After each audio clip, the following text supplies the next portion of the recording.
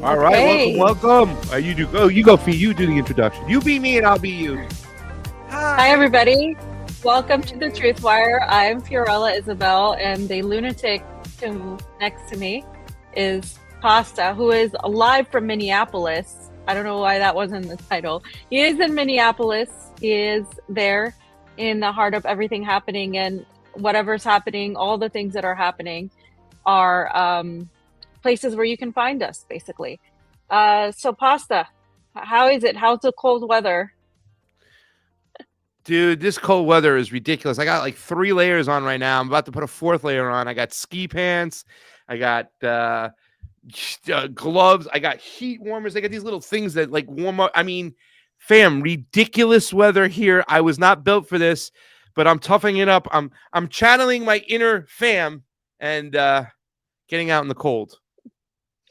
Yeah, that's right. I can go anywhere now after being in Russia. So I got weather equipment for Russia now. I got clothes for Russia. But listen, we are limited time. I got to get back out in the streets. Yeah. We have, I don't know if you saw this yesterday, fam, but there was, and I didn't grab the tweet, Jayme, if you can grab it real quick.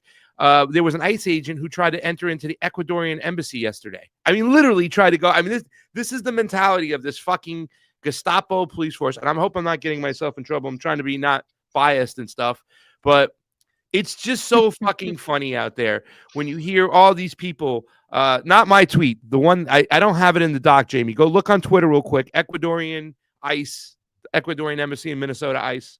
Take a look at it. We'll put your tweet up second though, because I definitely want to discuss your point of view while you've been on the ground. Yeah. I can do the rest myself, but I really want to get your point of view of what you've seen so far in Minneapolis, because a lot of the narratives are, that this is a fake psyop, that these are protesters put in there by Democratic operatives, that these are protesters put in there by Soros. And the thing is, oftentimes that is true in a lot of protests all over the world, not necessarily just in the United States, but all over the world.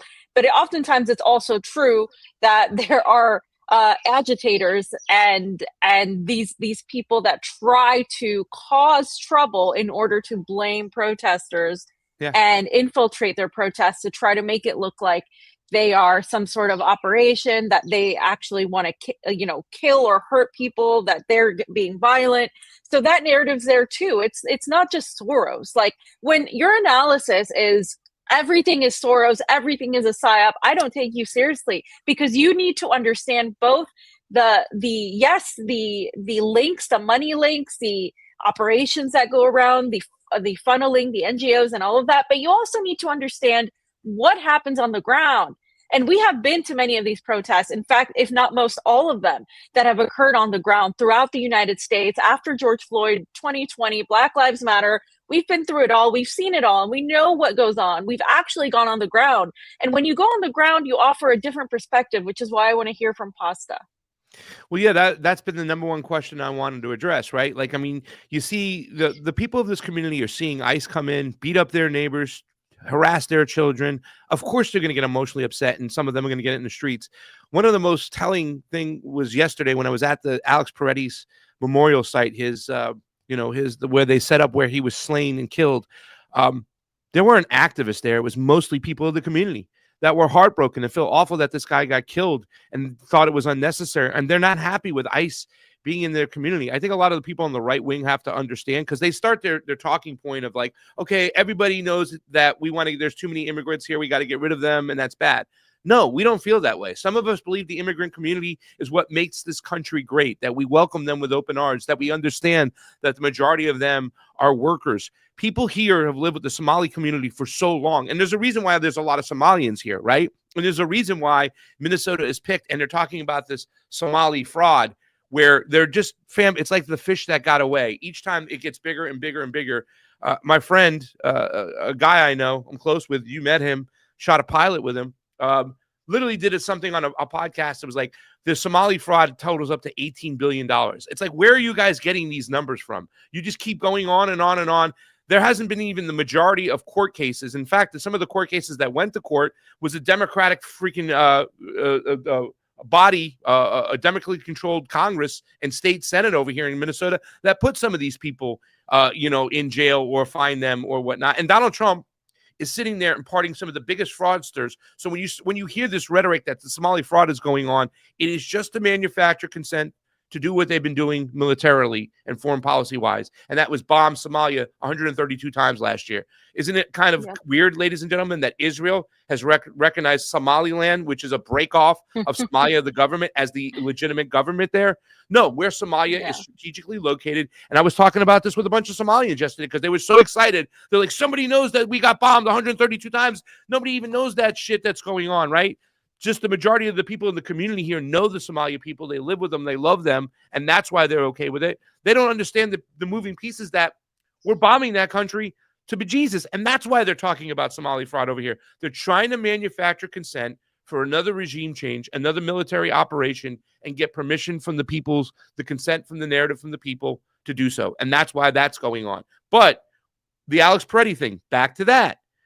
I stopped somebody who I saw. He wasn't an activist. I could tell that right away. He was with his daughter, and he was pulling out of the parking lot where I'm at, and I stopped him. I kind of knocked on his window. I'm like, hey, man, I'm a journalist. I just want to know off the record, this is about a community that's angry and mad and coming together. He goes, yeah, I'm not an activist. This is a community. We love our neighbors over here, and this is a tragedy. This is heartbreaking. That kid did not need to be killed, and he brought his daughter there to show strength in the community for what they believe and what they're fighting for. This Gestapo tactics and harassment that they believe is happening from ICE is what's motivating them. They're not paid agitators. They're not getting money to do so. They're in the streets because and we know this, man. We've been in the streets with LA with the same type of mentality. They're against what the government is doing. And that's why they're in the streets. They don't want to see their neighbors harassed and killed. They understand that the majority of the migrants in their community are peaceful workers. So this bullshit that you hear coming out of the Ian Miles Chong types and the Benny Johnsons, and again, the Nick Sorter, who can't even go and get on the ground because they'll get pegged with ice balls, you know what I'm saying? Because everyone knows they're fraudulent, are just feeding bullshit rhetoric, fam, and we're getting fed bullshit rhetoric once again. Believe it or not, people actually aren't happy with the government, and it goes beyond left, right. This is why I said this is a turning point for a lot of people, because now they see that, and we'll discuss this like in its totality, that anybody is up for game. And we've been saying this forever. Once they go after the immigrants with this surveillance tech, they're going to come after everybody. And that's exactly what is happening right now. Fam, you wanted to show this video? Let's go show the videos, because the two videos I have, we can talk about pretty much what's going on, because there's another thing we have to talk about. All right, so they're not paid agitators in the street. Let's play the Ecuadorian video. This is breaking news. We're going to go over to the Ecuadorian embassy and get some news over there and see what's going on. But take a look at this, fam. The nerve. This is how out of control ICE is. I will grab you. If you test me, I will grab you. Okay. Okay. You can let. Okay, but come talk. Okay. You can let. You can let. All right, so go. You can let enter. This is the consulate. This is the foreign government. You can let enter. All right, close the door. Right? Yeah. Over there. All right. Yes. Sí, sí, lo estoy filmando. They say wanted to forcibly enter. Yes. And fam, you can explain to everybody that the consulate and embassy, that's Ecuadorian territory. By international law, that is Ecuador inside that building. If you touch me, So that's you can get off that real quick, and Jayme get to us, big screen us. According to international law, right? Any embassy in any country, once a person steps into that embassy, you're basically in that country's territory, right? So as long as there's an embassy, that law applies. This is why you have refugees that go into the embassies and even stay there, because they're in that embassy as a refugee. Yeah. They're protected by that embassy. So by ICE doing this, they're breaking international law. They're breaking the law of Ecuador. Of course, the United States doesn't care about international law. We've seen international law be stomped on the floor, right, for the last few years with Gaza, with everything we've seen from Israel. So international law is irrelevant to these people that are basically trained in the same way that the IDF is trained. And that's another layer that there is to talk about. There's a very little difference between how ICE agents are behaving and how the IDF behaves. Obviously, the IDF is more extremist in their annihilation of the Palestinians, but trust me, it's not too far, because we've already seen people literally get assassinated, shot in the back. I mean, we're not talking about a scuffle. We're not even talking about the guy was holding a weapon. We're talking about the guy was on the floor being held down by other agents and you shot him in the back. We're talking about a woman was trying to drive away. She was shot in the face 3 or 4 times, and they've already analyzed where the bullets were. Yeah. So, and they let her bleed out. ICE didn't even let the paramedics or a doctor go near there and take care of her and stuff. Yeah. But the thing I want to concentrate real quickly, fam, because I only got 15 minutes and I got 2 videos.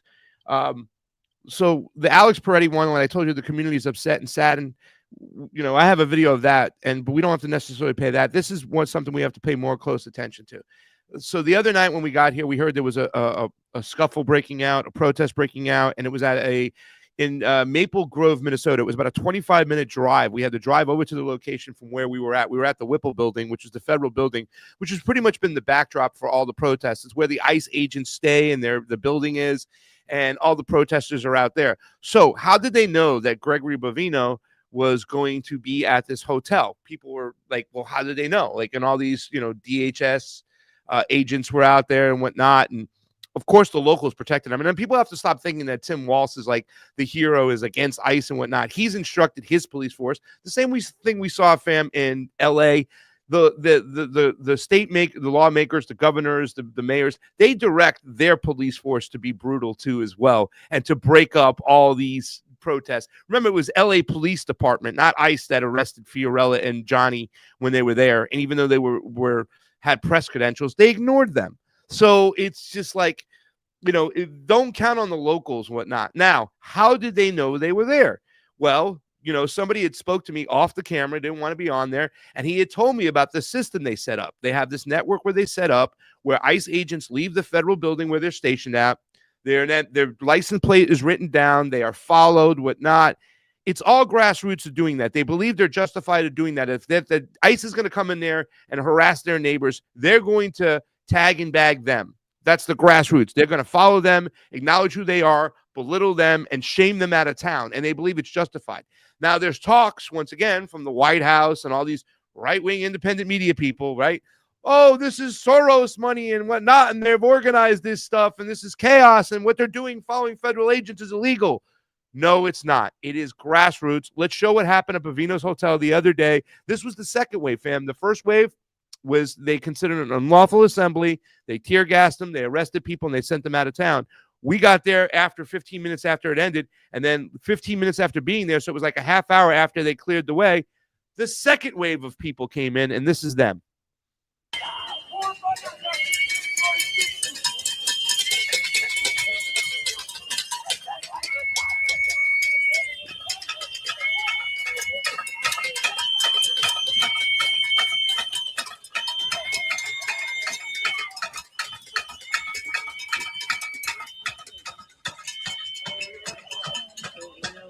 Jeez, it looks so cold.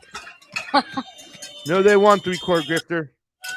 They're the ones who made the domestic terrorist laws. They just did it against the Trumpers. Now Trump is using the same tactics about domestic terrorism against them, so they won't go away. This is about getting both sides on the grid.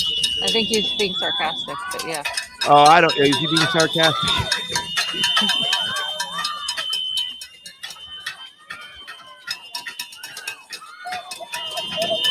Hey, bro, that is some nice media film right there. Fam, I got a whistle for you. I got to send it to you. Jayme, that's good enough. You can go big screen on us. That's it says abolish ICE, and it's one of these whistles. When ICE agents are around, they blow the whistles. They got these type of whistles out there. They got these types of little mini whistles too as well, So they blow these whistles, and they hand these whistles out. When ICE agents are around, they blow them like crazy.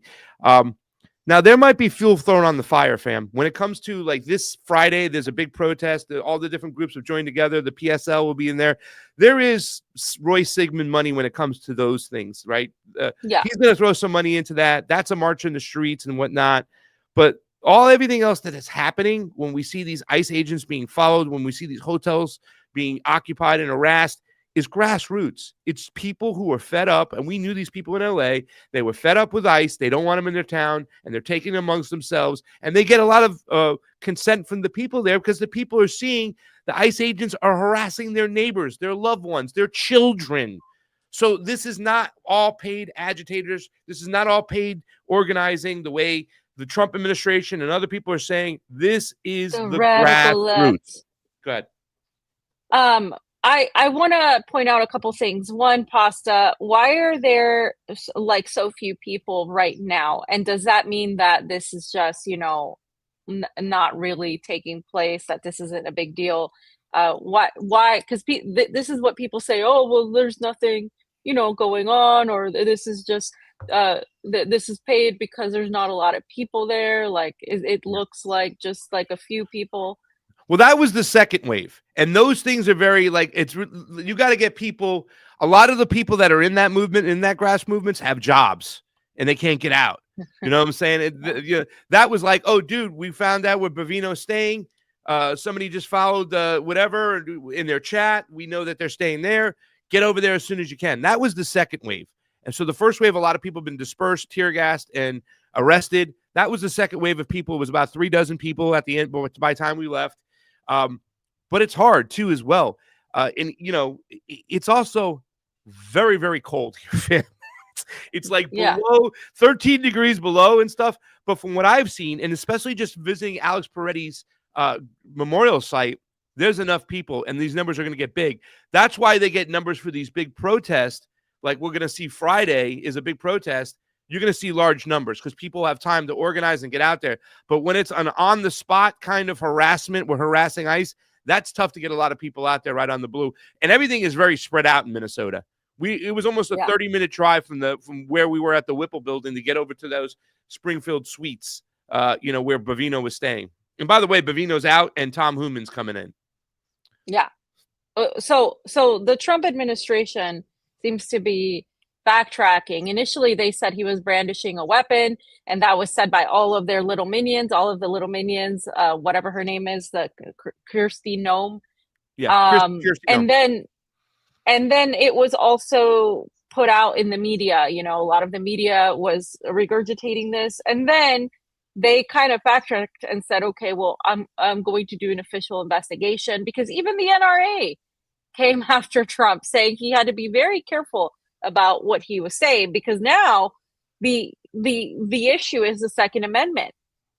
And basically they were attacking the Second Amendment. And I've even seen some of the latest news since yesterday about how Trump may go after that in this case, which is, hello, are you paying attention, MAGA? I thought you were all the Second Amendment people. I mean, come on. What is going on? How are you making all of these justifications for what Donald Trump is doing? This isn't about, staying about being against the radical left anymore. This is literally happening to everybody across the board. And people who weren't even political are getting involved. That's what you need to understand here. People who are not even political are getting involved. Yeah.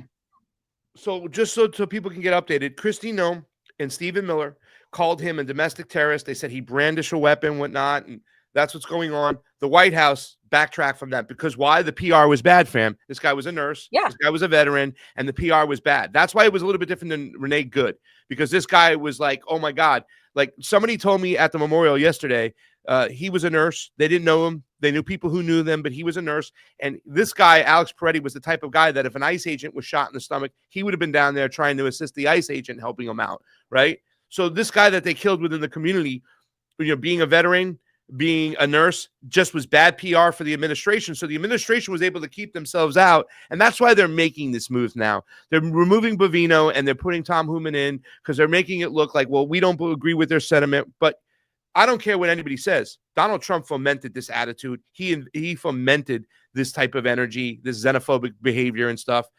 And you can start to say that it's paid agitators, but you're just lying to yourself. This is a group of people who are just frustrated with seeing their citizens getting harassed. So, and the Second Amendment thing, fam, what you were talking about, you said it the other day. It's like, oh, so now you're talking to somebody. Well, I don't think he should have been there with a loaded gun and 2 magazines. So he shouldn't have been at a protest. So you think that Kyle Rittenhouse should go to jail? Oh no, go to commercial, quick, get out of here, whatnot. It's like the hypocrisy, fam, is at an all-time fucking high right now. And for Donald Trump to say that shit, meanwhile, he was also, defending, him and his group were defending. I think, didn't he have Kyle Rittenhouse at the White House at one point? I mean, come on. Yeah. The hypocrisy is at an all-time high, fam. Yeah, he did. Fam, I want to show your video. You have a video on cue before you. Oh, yeah. Well, that was just me at the site right there. That's me yesterday, okay. Like I said, at the memorial. Fam, it's so cold here. I know you're laughing. I got the glasses on because the wind is coming. And normally I put my piece up to be okay, but I put it down. It is so cold. I don't want to take my phone out of my pocket. Is that the Russian hat? No, I left the Russian hat at home, fam. I almost brought it, but I didn't want to go too crazy. It would have been useful. Yeah. So, hey guys, Craig Pasta Jardula here on the ground, Minneapolis, Minnesota. You can see behind us over there, we have like a little bit of a memorial going on. This is the area in which Alex Pretti was slain, shot to death.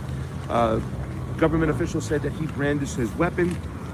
We've all seen the video since then. A lot of people have said that they can clearly see that they took his firearm away before they fired upon him, and then his fate was sealed. Unfortunately, this is the spot. A lot of people are gathering. It is a sad moment. Alex was a veteran. He was a nurse. He was just reacting to seeing a woman being taken down on the ground. I think any of us that were there, if we were part of this, we would have done the same thing. It's very clear that he didn't deserve to die. Right now, it seems like the White House is walking back the statements that were made earlier this week from Kristi Noem and Stephen Miller, who said they pretty much labeled Alex Pretti as a domestic terrorist, which was awful. The White House is not taking that stance. Greg Bovino is set to be thrown out and leave the state soon. And Tom Hooman, the border czar, is set to come on in and take over operations. So this is the spot, once again, right here, where Alex Pretti was killed, was murdered in cold blood, right here in Minneapolis, Minnesota. Greg Pasta-Jardula will be on the ground, giving you some more information. See you later. That's really good, man. That was really good, man. Well, fam, you know, I'm doing these things. Caleb's out here with me right now. And you know how it is when you have to do these little quick lives. Like, we're on the ground here in Minneapolis, Minnesota, where suspected nurse Alex Pretti got shot. Now, the local police say, like, you have to do those things right on the fly and stuff. Yeah. So I'm doing them for the first time. You know, even though we were boots on the ground, we never had script and say, hit these points, whatnot. We were always just talking and went out there. And of course, off the cuff, we can talk. But when they ask you to do that, so that's why the guy was like, all right, you're getting, like, I did my first one. And it was like, okay, I stumbled, I stuttered, I messed up a little bit, whatnot.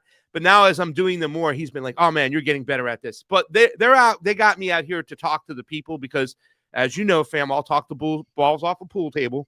My uncle used to say that. Pasta will talk the balls off a pool table. That guy can talk to anybody. And I can. So I'm doing interviews and getting people's opinions, and that's why they have me here, and I'm doing that work. And I'm able to get a sense of what's going on from the people on the ground and give it to you guys. I can do it, you know, I'm doing it for RT this week, but I'm also always going to do it with FAM. You know, we have some type of relationship with that network. FAM worked for them for a while, and, you know, I'm doing some other stuff with them. But, yeah, I mean, it's just understanding exactly what's going on and disproving the fact that these are all paid. And don't get me wrong, fam, you know, COINTELPRO, she said about it. There will people who come into these groups that will co-opt these groups, that will put a bad name on these groups. But the start of these groups are definitely organic and grassroots.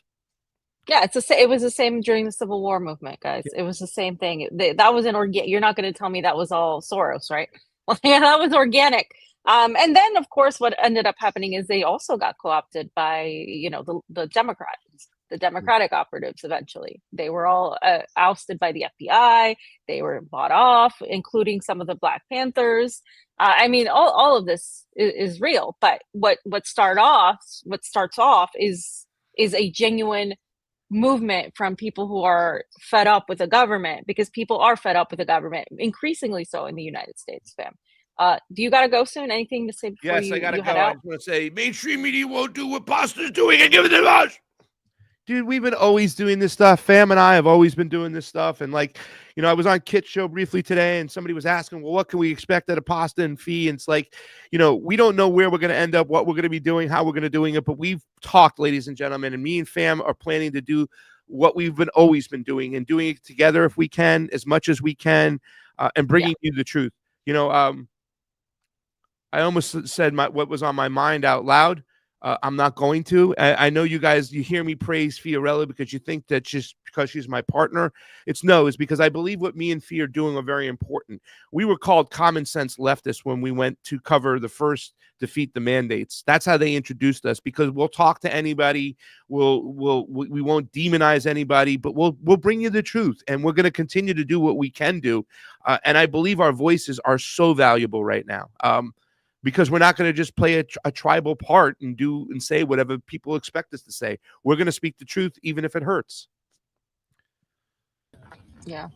That's the memorial. And you're talking about the community just coming by, fam, people laying it down. I asked that one guy yesterday, I said, he was there with his daughter, and I said to him, I said, so you guys are really pissed off at what's going on here. You don't look like an activist. He goes, I'm not an activist. I'm just, I live here in Minneapolis, Minnesota. I love my community. And we are heartbroken for what happened to this guy. This is not right. It is not okay. We don't want an unlawful police force in our cities terrorizing our citizens. They're not going after the worst of the worst. They're harassing our children, our workers, and people who don't cause problems. We want them out. And that's a citizen saying that stuff. And you can see all the stuff just brought to this memorial. They're not all activists that are over there. I went and talked into the group. There's a group of Somali people who brought a bunch of tea, and they were handing out tea to people. And just, you know, we had some conversation about what's going on. I did an interview with a Somali girl yesterday, fam, that got to RT that was just fucking brilliant, and what she had to say. So we'll see what's going on. But both sides, I think, are going to try to manipulate this people in power no matter what to give themselves more power. And we have to be watching out for it no matter what. I do have to go, fam. So if you have any last words for me, let me know. And it's cold. No, just stay warm. Try to get some video for Friday. Yeah. Try to get, some stuff for our end, or that you can show on our end as well, or we can I'll show keep your feeding videos, you whatever stuff, we man. can do. Yeah, I'll keep feeding you stuff as much as I can, but obviously I am doing some work for RT out here, so they're paying the bills, so I got to take care of them first. But once I, if I can feed you any other stuff that we can talk about for Friday, definitely I will do so. Alrighty, Pasta. Good luck. Break a leg. Hydrate, Pasta. Yeah, I will. I love you guys. Bye, Jayme. Bye, Pasta. Jayme, we can just start going over the folder. Basically, guys, we were supposed to do a show yesterday, but there was a mix-up on Pasta's schedule, so we didn't get a chance to do it. Now, the thing is, everything that's gone on since then has pretty much increased. I mean, I think the reason we're not seeing also the major protests right now is because it's not the weekend. Once the weekend hits, that's when you're going to see the larger protests where people can get off work, where people can go and they can actually attend. So I want to start off, I think we already went over Pasta Street. So by reminding everybody of some of the few facts that happened, right? So we have the fact that Donald Trump and the Trump administration as a whole named Alex Pretti as a domestic terrorist. They were fueling this narrative, which is interesting because remember the narrative that Maduro was a dictator, a narco-terrorist, and then later on they admitted that, oh, wait, we didn't have any proof of that. Well, the same way they did that foreign policy-wise against Venezuela, they're doing that, and they've been doing that against U.S. citizens, but I think now things have escalated, and I really want to talk about that. I believe this is actually a major turning point in the escalation of things, because before people could say that this was, it's a black-white issue. This is an issue of racial tensions. This is just a left versus right thing. And obviously it's not necessarily true, and it wasn't true then. But now when you start going and shooting someone and killing somebody like Alex Pretti, who was actually somebody that worked for the VA, was an ICU nurse, was a Second Amendment person, was somebody that kind of fit this kind of independent-minded bill, because in Minneapolis you have a highly Democratic center. You have a more liberal type of contingent, but on the outskirts, that's not true. It's like places in rural California, places, for example, in Florida, where in more populated cities, you have a more liberal population, but on the outskirts, it tends to be more conservative. So you have like a combination of factors here.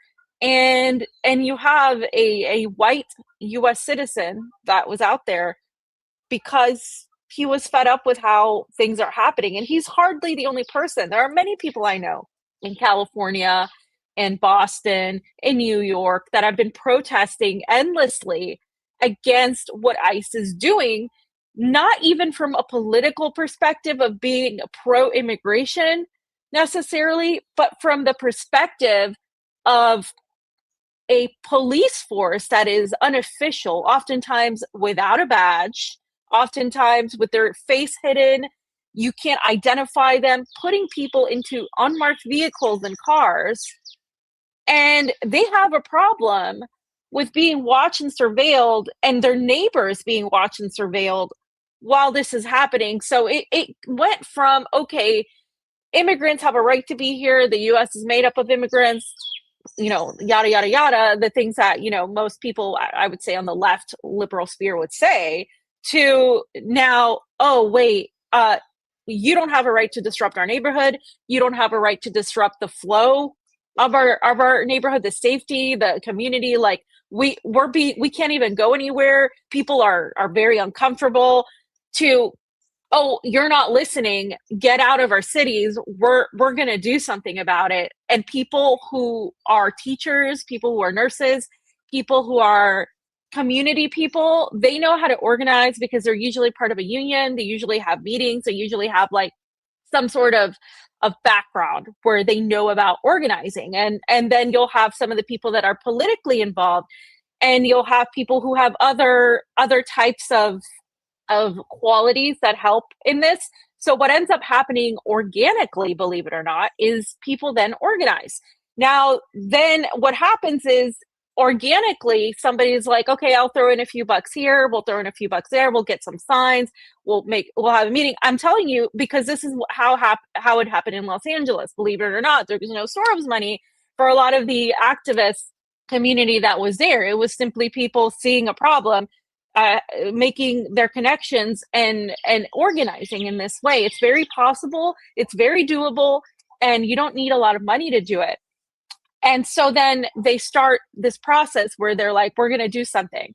And that's exactly what Pasta has seen on the ground. And so these protests started forming, and we saw a lot of them too with the Palestinian pro-Palestine protests that were happening. And so these protests started forming, and now what you're seeing is this huge narrative that essentially this is, well, you're seeing a lot of narratives. So let's start with that one, right? This is a Soros operation. This is a psyop, right? It's not real.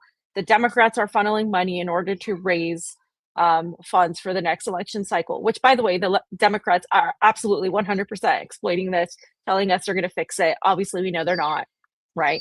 So that's one narrative. The other narrative is that it's okay he was killed because he's was brandishing a weapon, and he was a threat to the ICE agents, which is it's ridiculous to even say that out loud, because we saw the video. He didn't have the weapon. They took it away from him. They had ICE agents surrounding him. They shot him in the back. That's indisputable. That's indisputable at this point. You can say whatever you want, but that's indisputable. And then I think the reality is this guy was shot. He was killed. He was a regular guy who was protesting like a bunch of other people right now are protesting in the world, or are unhappy.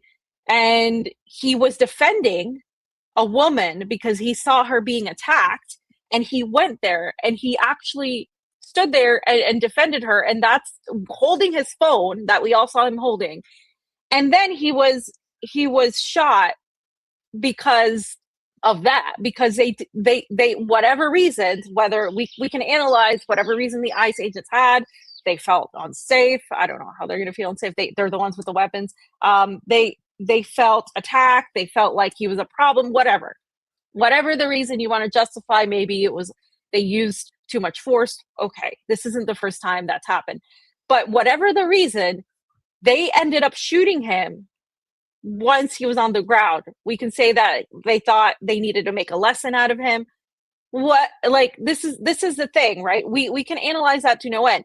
But was it wrong that they shot a man when he was being held down and he didn't have a weapon, while he was enacting his First Amendment right? And also they took away his gun.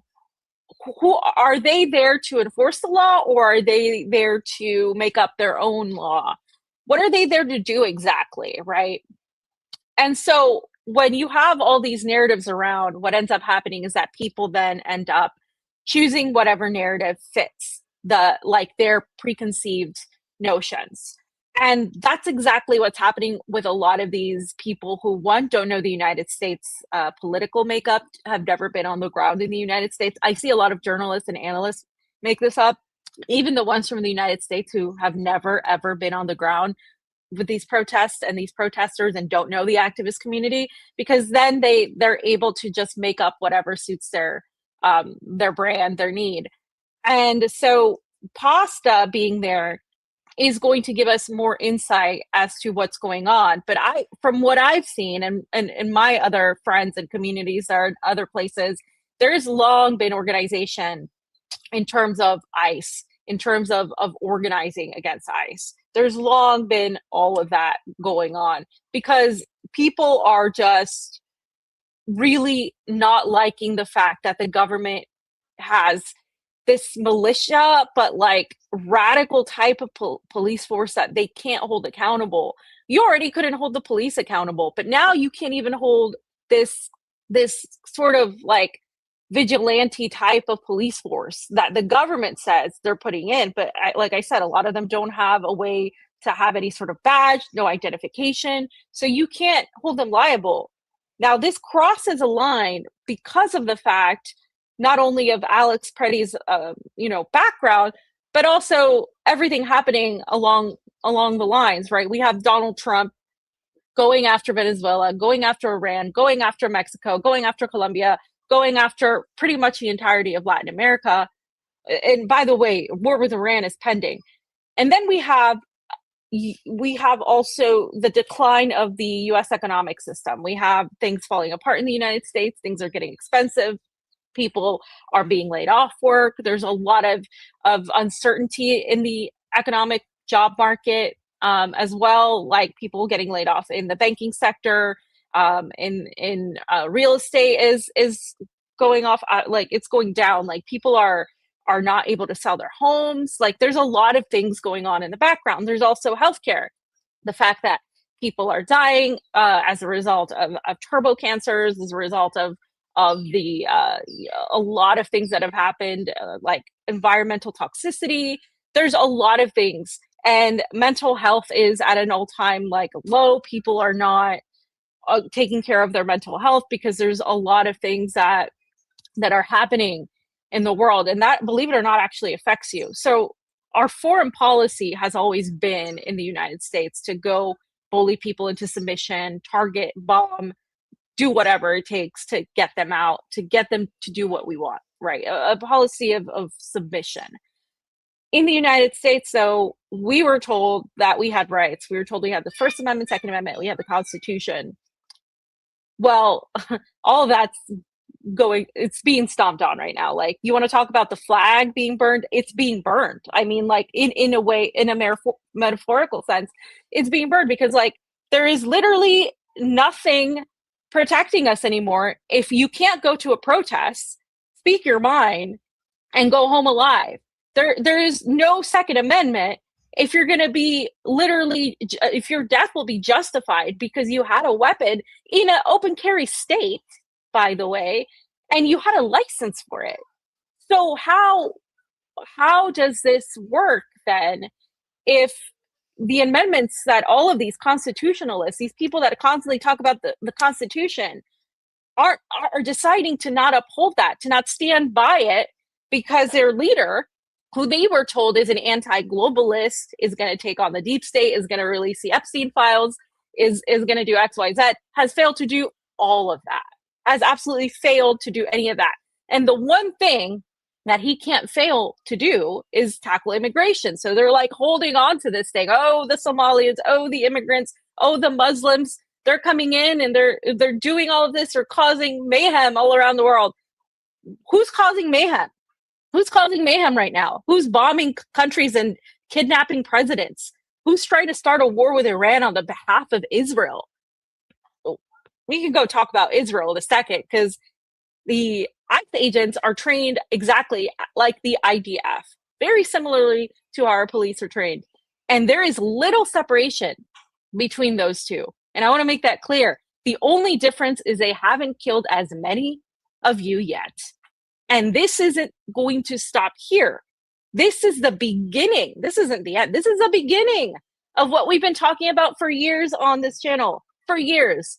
We've been saying that the United States is going to bring its foreign policy home. Foreign policy is our domestic policy, by the way. And I said that before Tulsi Gabbard and Alexandria Ocasio-Cortez, two like failures of Congress people, by the way. And it's come home because the same tactics that are being used on Palestinians, the same tactics that have been used on our enemies, have now been used on the American public, on the American people. And in any other country, by the way, you would have seen much more of an uprise than you're seeing in the United States. I'm thankful that people are aware now that this has been a turning point for many of you, or for many people. I mean, I think everybody watching here is pretty much has been on board and aware of everything going on. But note that this is a beginning, right? What we're seeing here is the push for a surveillance state, because here's the thing: while these protests are genuine, while these protests are real, what ends up happening is they get infiltrated by both ends. You're going to see the infiltration by the intelligence apparatus pretending to be activists, trying to instigate the protesters into some sort of violent act. So then the police state can come in and enact more laws that punish people and brand everyone as a domestic terrorist. Same thing that happened during the January 6th protests against the Trump supporters, and how that was used to increase things. Well, this is also being used to increase things. It doesn't matter, by the way, as you can see, whether you're a Republican protesting because the election was unfair, or whether you're a Democrat protesting because you don't like ICE. It doesn't matter. One point or another, you're going to get hit. This is why you can't say, well, it's okay because it's the other team, because eventually you're going to be on that end. This is why that famous quote goes on, because you don't care until it happens to you. And people didn't care because it was happening to a bunch of undocumented people, that they were being taken into undisclosed prisons and undisclosed unmarked cars, and they were taken away, and it's okay because they didn't have documentation, and that's the law. And then it was like, oh, these people that are had asylum or had like processes going on, paperwork going on, but they were taken, but it wasn't full yet, so I guess it was okay. And then it was, oh, the people with visas, but they must have been criminals and they must have done something wrong to be taken off the street, so it was okay. And then it was, oh, the people with green cards that are just, they must be terrible residents for the United States. That's okay. Let them be, deported. And then it was US citizens mistakenly, remember, being captured by ICE, being beat up by ICE.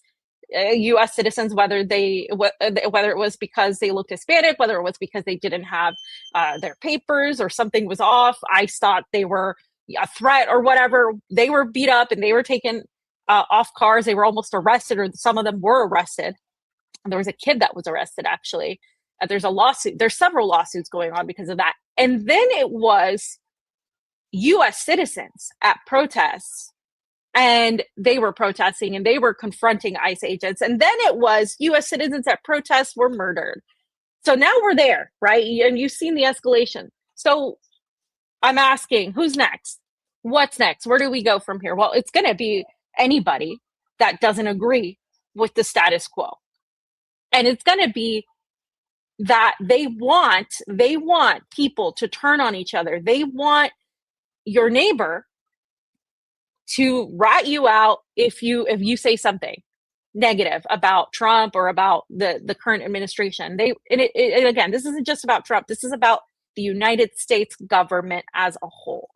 And they want people to turn on each other. And this is what the deep state wants. This is what they want. Now, when you talk about PSYOP, and a lot of people get confused here, when you talk about PSYOP, this is the actual PSYOP, is that they want people to get violent against each other. They want the excuse of people to get violent in order to enact surveillance measures to control and to manipulate people. That way, the narrative that eventually will exist will only be the narrative that they want. And that's exactly why you can't just fall for this, oh, it's Democrat versus Republican, left versus right. This is a top-down scenario here. What people need to do is focus on the fact of who's causing this. Why are ICE agents there? What is the existence of the Department of Homeland Security? What is the existence of ICE? It was after, of course, 9/11. And the creation of this has done nothing to help the American people. Well, how have you benefited, seriously, from ICE? Who has benefited from having ICE around? This is why people, when you say abolish ICE, what does that mean? I think a lot of people just say it as a slogan, but you need to understand make it understandable to the public as to why people want to abolish ICE.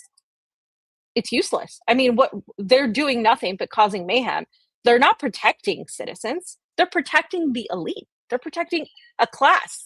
They're protecting the interests of the defense industry. They're protecting the interests of the political elite. They're there to cause mayhem in order for people to be the ones to be blamed. And once you figure that out, then you realize, okay, so this is actually, unfortunately, due to the death of Alex Pretti and Renee Good, now you're seeing, wait a minute, this is an opportunity, and I hate to say it that way, but it is an opportunity in the sense of people, the American people, realizing what's happening and that they are the targets. You are the targets. You will be the targets coming on, and I'm not exaggerating. This has been the long plan because, you know, if you want to talk about the global aspect of this, right? Davos just happened. And guess who showed up? Donald Trump showed up, right? He showed up at Davos. He showed up basically proudly at Davos. This is the guy that supposedly is anti-globalist, and he shows up at the epitome of where the globalists are, right? Like on the global scale, we're talking about an elite class, and this is what I've been talking about in my show with Vanessa, an international elite class, predator class, let's call them, of people who are more interested in transactions and business transactions than they are about anything else or governing people or any of that. And what's in the way of that is pretty much everybody, right? There's too many people, according to that. There's too many people. They're not going to be controlled. There's too many of them. And there was a video I just saw from 10 years ago from The Intercept, when The Intercept was okay, I guess. And I wish I could pull it up, but it's a video that showed the plan for the military, the US military in major US cities. And if you guys have seen it, you'll know what I'm talking about. And if you watch that video now, and a friend just showed it to me, if you watch that video now, it's scary because it literally outlines exactly what they plan to do in major US cities. It outlines what's happening now. It outlines, it says, we're going to have military forces controlling every single US American city. And it's going to ensure, guess what's going to ensure? Can anybody guess what they say? It's going to ensure the safety and protection of all citizens to maintain our national security. These are the words, safety. The last time we were told it was about our safety was COVID. And because of our safety, to ensure the safety of everybody else, to ensure the safety of others. Now, you know where I stand on COVID, that, you know, the vaccines that were labeled safe and effective, well, they were not, right? Like this is, I mean, they've had to admit this, right? We're seeing the consequences of this. But it was all to ensure our safety. Every time you're told that something is to ensure your safety by the government, you should know that it's literally the opposite. It is essentially not that. And in this video, they repeat that to no end. And now we're 10 years on, and pretty much everything is happening in line to take us in that direction. So, you know, this idea that people aren't organizing, that they're not coming together, they want you to feel that. They want you to feel like it's all fake, to believe in nothing, because they want you powerless. They want you isolated. The same way we isolate Iran, that we want to isolate, you know, China, Russia, the same way that the United States wants to do that. They want to isolate you from your neighbor. They want to isolate you from your family. They want to isolate you from this idea that we can have a different world, that we can have a different paradigm, that there is an alternative to what you see happening. They want to make you feel like it's hopeless, right? And so this is why they do what they do. So, you know I just went on a fee rant, and I know that was a classic fee rant that I just did, but I feel like all of this had to be said because, I just at the end of the day, there's a lot of hypocrisy going on because there's a lot of things falling apart and in it for the people. There's a lot of things falling apart for the people. And I want to make that clear because this is something that I discussed also in my show with Vanessa. The US empire, in my opinion, as an empire in terms of the military apparatus and the intelligence apparatus is actually not falling apart. They are expanding, they're attacking at every single turn. The US people, the United States, what it was, what it represented, you know, a safe haven for people, for dreams, for immigrants, for picking yourself up by your bootstraps and you know, creating something, building a business, making a home, achieving the American dream, all of that, that's falling apart. That's pretty much, it's like, you know, all the things that millennials were told would be true, like you were going to succeed, you were going to go to college, you were going to, all of that, just for us, it went out the window. One. For the next generation, it's non-existent, right? For Gen Z, like they already know it. Like they were born into chaos. So they've known nothing but chaos. I mean, like the last 26 years have been just complete and total chaos. It's not stopped, you know, and at least we had the 90s. At least we had the 90s as millennials. We had the 90s that were like an era of bliss for a lot of people, but everything else since then, since 9/11, and who did 9/11, right? Everything else since then has been just more steps to take us into the next phase, which is a technocratic dictatorship. And it's a global technocratic dictatorship because the digital ID surveillance is happening everywhere. It's pretty much happening pretty much everywhere that I've been to. Even in the places that, you know, people think it wouldn't happen. It's happening. Digital ID, connecting your phone to the government, connecting every transaction you do to a government entity. There's very few places that are left that are going to be free of that. And those places are going to be being targeted right now. So what we're seeing in the United States is finally a glimpse of what's been happening pretty much everywhere else. And the question for people is, how much will you take in order to do something about it, right? And we're seeing people do something about it. And then when they do something about it, they're told that it's not real, it's an operation, it's fake. Like, this is, you know, that's the point.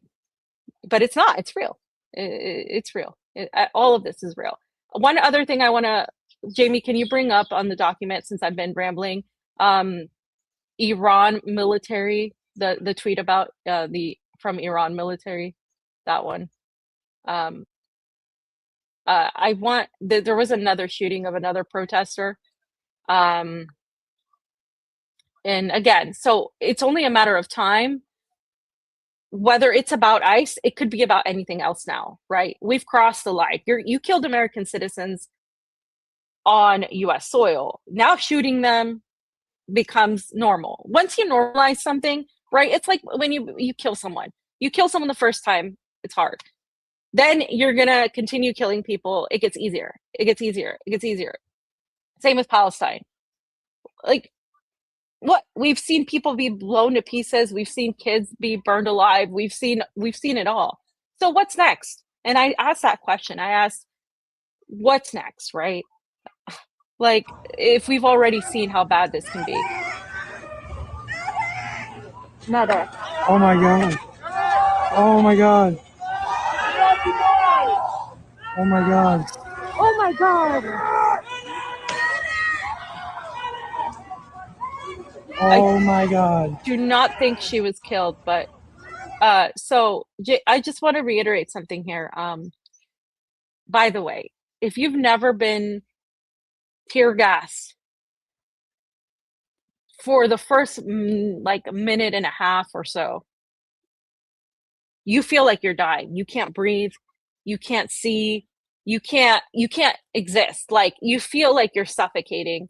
So even the weapons that they're using against these people, and that the feds have used against people, those weapons are absolutely just terrible for you. Like the chemicals in those weapons, they're disgusting. They're absolutely terrible.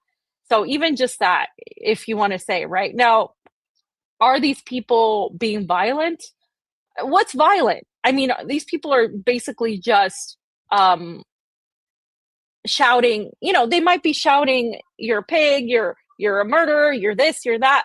If you can't take that, who are you? Or how weak of are you? Like, people are going to shout things at you because they're against what you're doing. That's going to happen. Does that give you reason to kill them? Does that, are people not allowed to protest? Like, if people aren't allowed to protest, they need to undo the Constitution, because that changes everything, right? I don't care. Like, if what they're shouting at you, if they're telling you your mom is this or that, like, it doesn't matter. Whatever they're shouting at you, you don't have the right to kill them. Even if they're in your face, they're saying something like this, that doesn't give you the right to kill them. The Constitution protects protests. And if you don't support the Constitution, then you need to say that. You need to outright be honest with yourself and say, well, I don't support the Constitution. Because it protects free speech, even speech that is not positive speech, negative speech. It protects speech. I wanted to bring up McGregor because a lot of people watch McGregor. A lot of people like McGregor. And the thing is, in a lot of these things that happen, either people are misinformed or they go back to their original type of mindset. And McGregor has basically been promoting this idea that, the rioters, they're not protesters, they're rioters, are attacking ICE. He's been taking the side that these are, criminals, that these people are pushing this, right? And he said in one tweet, the rioters are attacking the ICE agents. In another tweet, he said there's a serious gap between reality and perception of ICE activities, and media projecting Dem claims that these federal agents are thugs is dangerous and absolute nonsense. The people are doing their job and removing, in most cases, very hardened criminals. These people are not criminals, dude. These people are regular community people. I urge McGregor to go on the ground and see for himself what is actually there. Because if you're just going to sit from your studio or wherever you are and not go out in the streets, how the hell are you going to know? Now, you can't make those assessments. And he's just reverting back to his, Republican ways without actually taking a look at the situation, without actually seeing what's going on. This isn't about Democrats. Democrats they are already exploiting this, okay? They're manipulating this. They're putting Newsom out. They're putting Wallace out as heroes. We know this. We know that this is what they're doing. 100%. Like, of course, that doesn't mean that what's happening isn't happening and what's happening isn't wrong. I don't know why people can't just separate things and be actually consistent. Be consistent. Are you against the deep state? Are you against tyranny? Are you for the Constitution? Are you for the First Amendment and the Second Amendment and the entirety of the rights of U.S. citizens? Then you can't support this. You can't, because it goes against everything you claim to be against, to be for and against. So either you're against tyranny or you're for it. And this is what's happening in the United States for all these people that talk about tyranny. It's tyrannical. It's tyrannical. And it's so tyrannical that it's taken an international level of recognition, because, I cover mostly foreign policy, because pretty much everything happening right now in the world is coming from the dictate of the United States and Israel, Zionist Israel. But this is also tied to that, because, as I said, you're experiencing the U.S. foreign policy on American soil, and this is why I think it's gotten a lot of people riled up, because they didn't think it could happen to them, but now that it's happened to them, this is taking a different turn. Yeah. So It's quite crazy. I want to show Alex Jones as well. The regular, you know, the usual suspects, right? Alex Jones. This was on the 26th. Last night, hundreds of crazed lunatics broke into a hotel and began beating up the staff because 2 ICE officers were staying there. After several hours, the 2 agents were able to push them out. The police never came. Trump must declare the Insurrection Act or pull ICE out of Minneapolis now. Calling for help, 2 federal officers were surrounded by a mob of Waltz-sponsored terrorists in the lobby of 2 homes suites Hilton in Minneapolis Sunday night. One officer had a bloody hand and was heard calling for backup that never came. Okay, so in the comments, you have people asking Trump to send the Marines. You have people asking Trump to send more police officers. You have people saying, why isn't Trump, you know, doing this or that? He's asking, Alex Jones is asking for Trump to declare an insurrection act. Do you like what would that do? What that would literally put anybody that is against anything to do with this, it would label them as a domestic terrorist, and they could potentially be arrested and prosecuted for literally protesting. So what Alex Jones is doing is he's asking for Donald Trump to completely eradicate the First Amendment. That's what he's asking for. So how does that fit into this idea of a paradigm that Alex Jones is exposing the deep state, that Alex Jones is against the deep state, that Alex Jones is not compromised? He's totally compromised, guys. He's been compromised for a long time. And the thing is, like, a lot of people, when they see somebody online say something they like, they completely forget their background. And you always have to look at people's backgrounds. How consistent have they been? The people that are not consistent, you need to take their opinions with a grain of salt, because it actually isn't hard to be consistent. All you have to do is tell the truth and follow the truth. Then you're consistent automatically because you're following the truth. When you push certain narratives when it's convenient, then you're not going to be consistent. And then it seems like it's impossible to be consistent in the world of media because it's not profitable. I mean, it's very profitable right now to be on, you know, the side of, oh, this is a psyop. Oh, these people are pushed by Soros. Oh, these terrorists are coming in. They're trying to turn it into what it was with George Floyd, right? And again, George Floyd protests that we were at, yes, there were people that were brought by Democratic, I would say funded by Democratic politicians, or political parties. They were funded by money that were from activist groups. But there were the majority of people that were marching, literally were marching just because they felt compelled to. So while these protests do get co-opted eventually, or they do get infiltrated, what you have to remember is the central point, the backbone of that is organic. It is organic because people are angry that this is happening. And there's a lot of bots online. There's a lot of things that are happening online where they're releasing, and they do this all the time. I've seen it against Venezuela, against Iran, against Cuba. They'll release bot farms or these profiles that they can manipulate. They can look like real people, but they're not. And they all have the same thing that they say. Oh, what was the one thing that they were repeating yesterday to me? It was like a terrorist, a terrorist. And the other thing is that I've been hearing, oh, he was Jewish. He was Jewish. He was Jewish. Okay.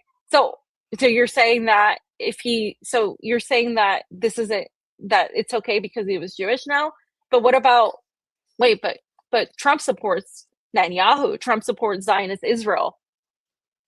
How does this doesn't make any sense? I mean, they want to create these weird narratives where they justify, oh, this is fake because this guy, he's a Jew, so it's fine. I mean, these are the things that they're saying online to kind of derail people and cause confusion.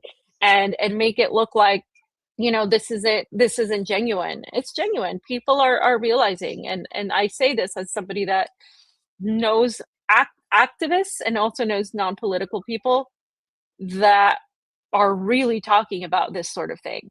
There's one YouTuber that I think I never heard of, but he has I think 18 million subscribers on YouTube, and somebody showed me a video of him, and he's talking about this stuff, and he is not political at all. Does like dumb YouTube videos or whatever, like nothing to do with politics. When you have people that are not political that are talking about something, that means that this something that is happening is actually affecting a major group of people, that it's actually now crossed the barrier.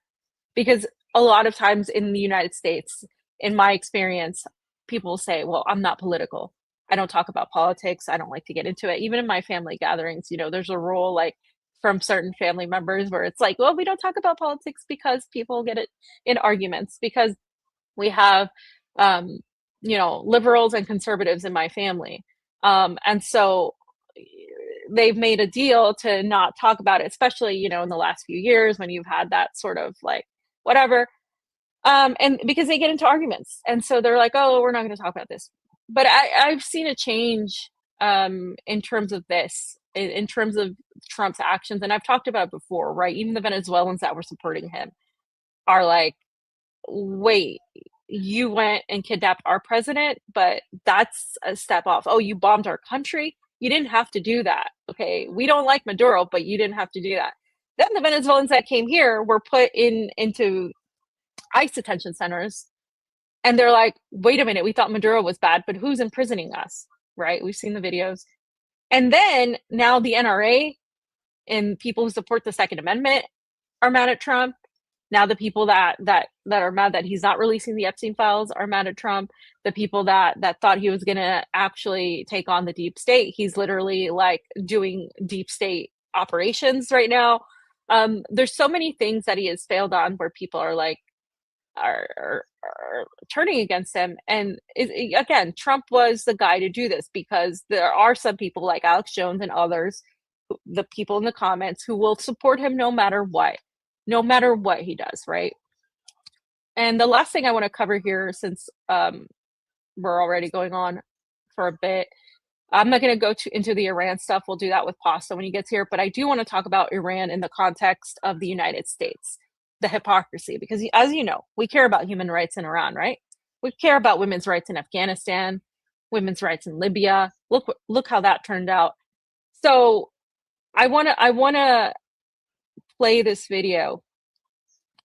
But basically, let's read this. It's from the Iran embassy in The Hague. When the U.S. police say, if you throw a brick, a firebomb, or point a gun at our deputies, we will kill you, it's called law enforcement. But when hundreds of Iranian police and thousands of innocent civilians are killed, Western media call the perpetrators peaceful protesters.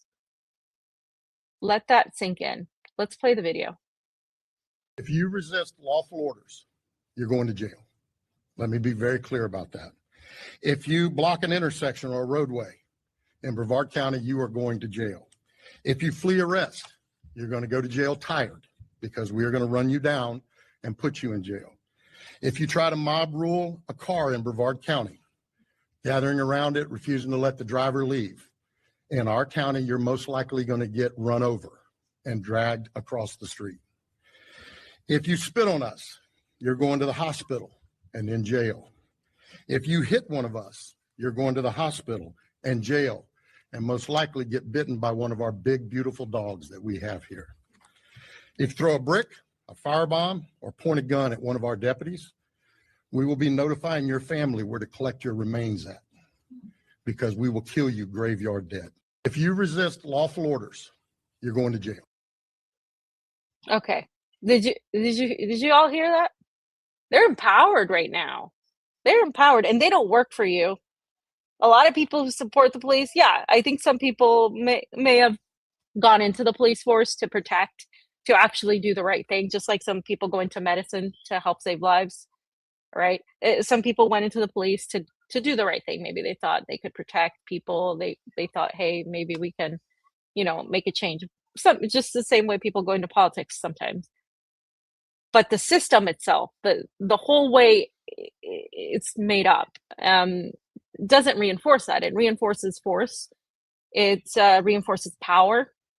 And power is a very, very, very dangerous thing if you aren't equipped to have it. And I think most people who are sought for these positions they follow orders. They tend to be more robotic in their behavior, in their psychology. They will do what they're told.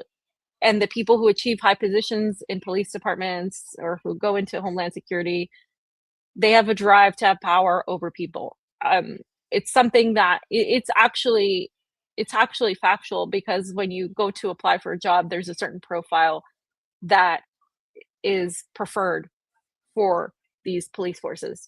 And if you don't fit that profile, you're not taken in. It's the same way for intelligence. You have to have a certain profile. If you don't fit that profile, you're not picked, right?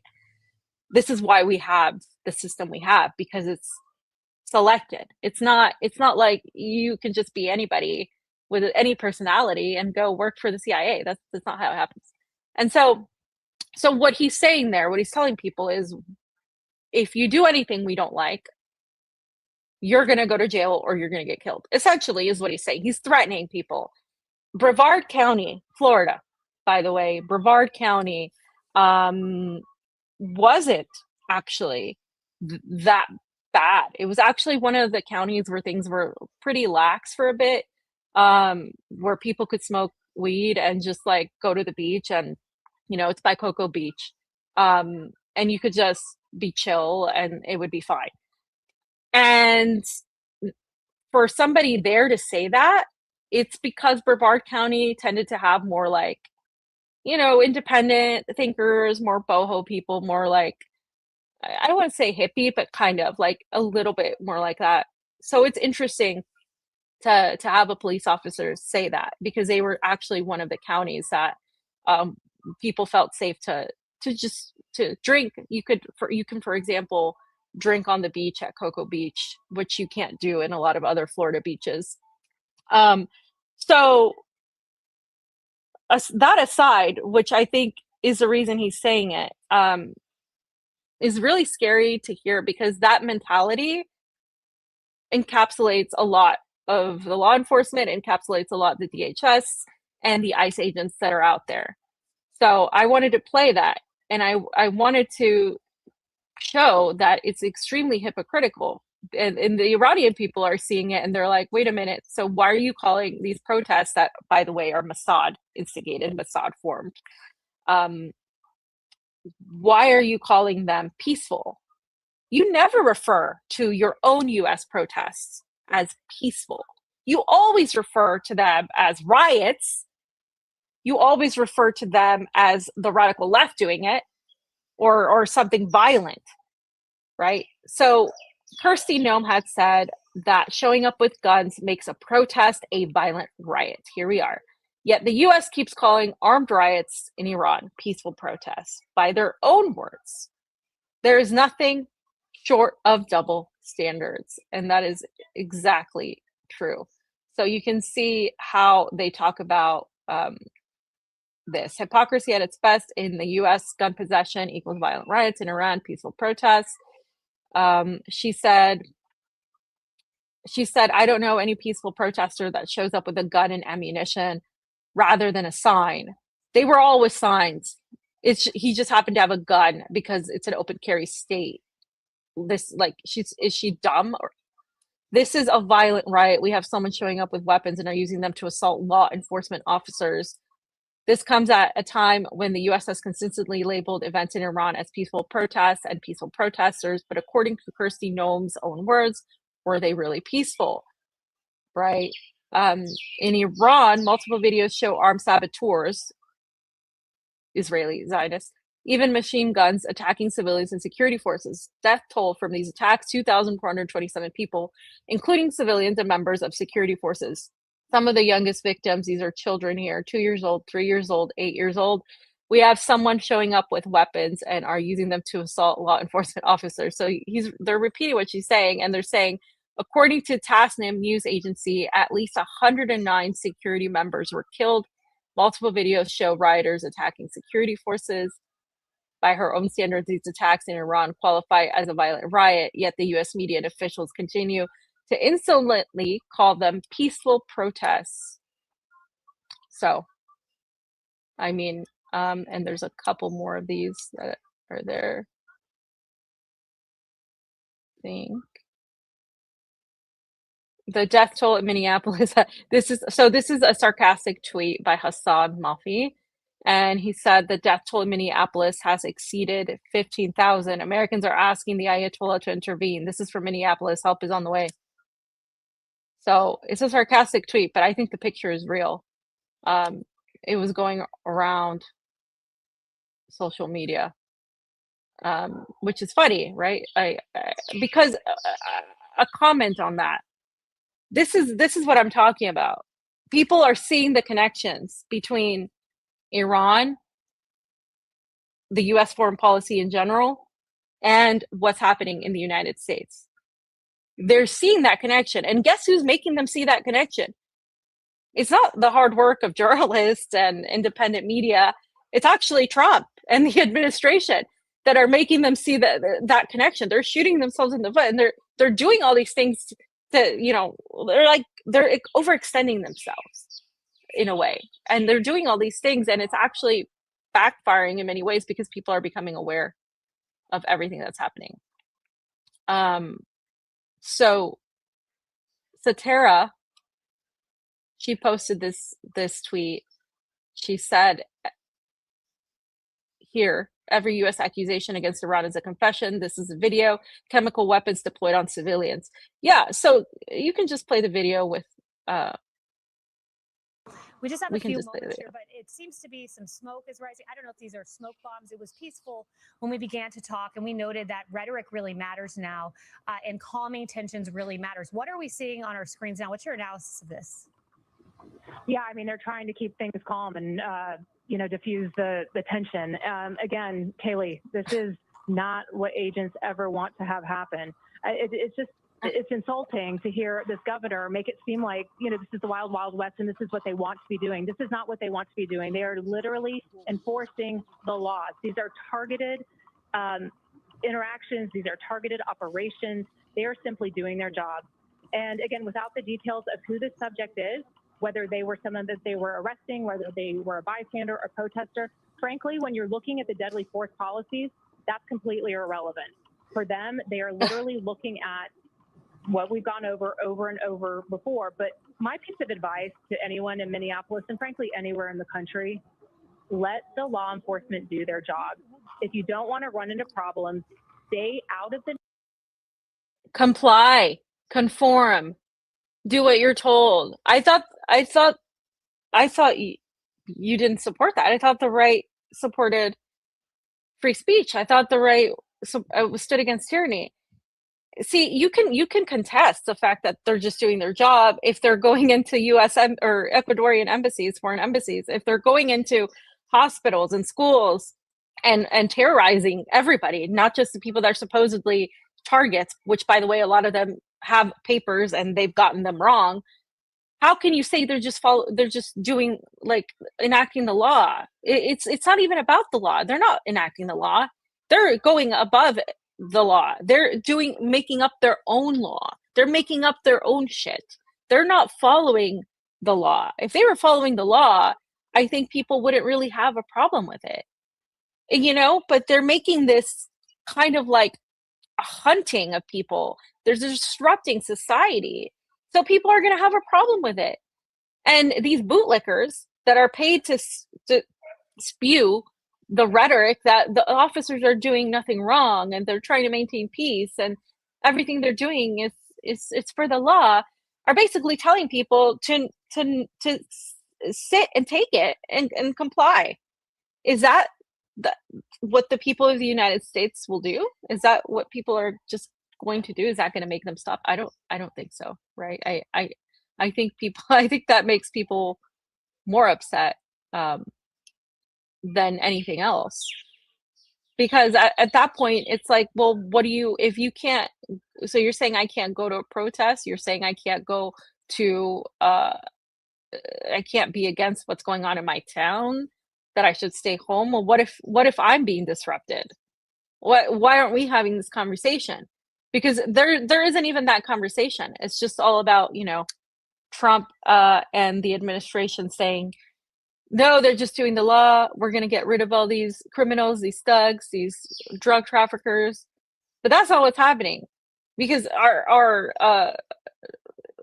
rate of addiction is at an all-time high with fentanyl. Fentanyl death. Every day, people are dying of heroin and fentanyl addiction, and that did not come. The market is here, and the drugs are very much embedded with the United States. I mean, the cartels. Come on, guys. Come on. Ali Abunima posted something against the Democrats, because, as I said, the Democrats are exploiting this in order to make themselves look like the ones that are going to save the American people, the ones that are going to protect us the next time from evil Trump, right? Barack Obama made a tweet and he said the killing of Alex Pretti is a heartbreaking tragedy. It should also be a wake-up call to every American, regardless of party, that many of our core values as a nation are increasingly under assault. Statement by Barack and Michelle Obama. I'm not going to read all that, guys. You can read it if you have nothing to do. But you know what he said. Basically, he actually said federal law enforcement and immigration agents have a tough job, but they need to be carrying this out according to the law. That's not what we're seeing, blah, blah, blah. This has to stop. Okay. So he said, I think you blasted away any core values when you ordered US citizens murdered by drones, let alone the people all over the world you bombed for 8 years straight. Obama took us from 2 to 7 wars. No one needs pious lectures from a war criminal. So don't let them forget that during their administration, they started the bombing of Gaza, most recently with Joe Biden. They started the bombing and complete total annihilation of Libya, the push for the murder of Gaddafi. You have the continued destructions in Afghanistan, Somalia. It goes on and on. Several regime changes in Latin America, including Honduras, happened under Obama. So 2 to 7, right? So yeah, you can't let them forget that. Don't let the Democrats. They're exploiting this, but don't let them get a win from this, because that's what they're trying to do. They're trying to paint themselves as the good guys. They're war criminals in the same way that the war criminals right now are doing what they're doing. The same way, guys. The bombing of Gaza began under Joe Biden. The deportations were high under Barack Obama, and Donald Trump is just trying to prove that his record will be higher. They play with people. Like, this is just a game for them. Like, it's like, oh, we gotta manipulate the public perception. That's all they're there to do. It's PR. That's all they're there to do. The real people calling the shots, guys, are work in the shadows, and that's for everything. Whether it's the film industry, it's the political industry, business. The people with power work in the shadows.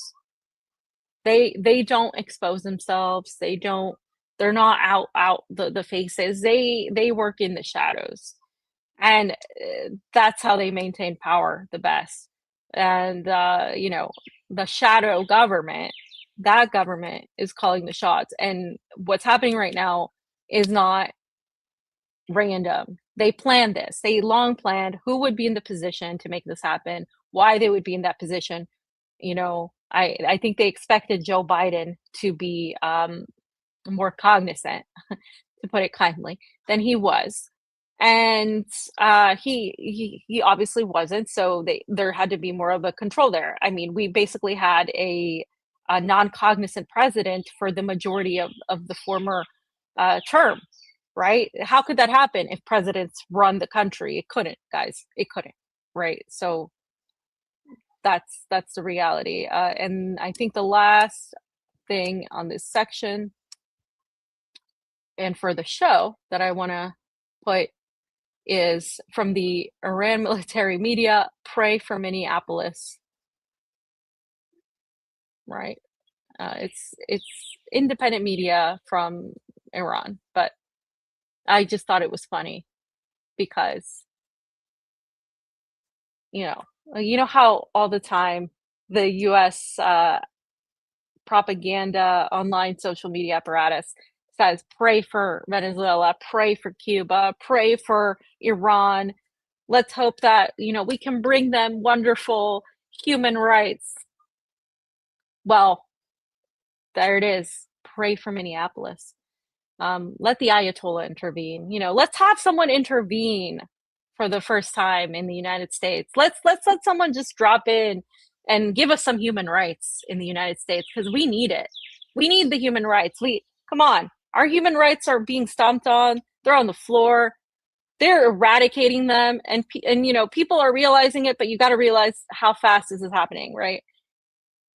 Pray for Minneapolis, pray for the United States, because we're starting to see, as Pops always says, the chickens coming home to roost, right? And I just want to say thank you for letting me finish off this show with a rant. Thanks to Jayme for being on the ones and twos, and let's keep up with Pasta. He's on the ground right now in Minneapolis, Minnesota. He's going to be there. And then we'll pick up the show Friday. We're going to talk about Iran. Believe me that the U.S. is serious about a war with Iran. All the mechanisms are in place. Military-wise, Trump has been going after al-Maliki, who has been favored to be the prime minister. And al-Maliki was in power before. And Trump feels threatened by that because he's close to the resistance forces.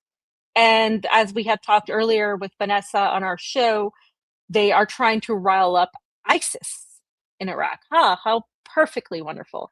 In order to, of course, attack Iraq, divert the attention from the resistance, so therefore they can attack Iran. And that is what's happening, that you are talking about, and we're going to talk about it on Friday. And guys, have a great rest of your week. I have some things coming up, and we'll see you soon on the TruthWire. Thanks so much for tuning in. Let me see if any of you say anything. Yeah, they do. The people in power work in the shadows. Nice. Ryan on The Last Vagabond on in 20 minutes. Yes, there are birds here where I'm at. They don't shut up. The birds are all over. I love the birds. So thanks guys for watching, for tuning in. There's a lot to say. There's a lot that's happening, and a lot more coming from me. So stay tuned. Bye all.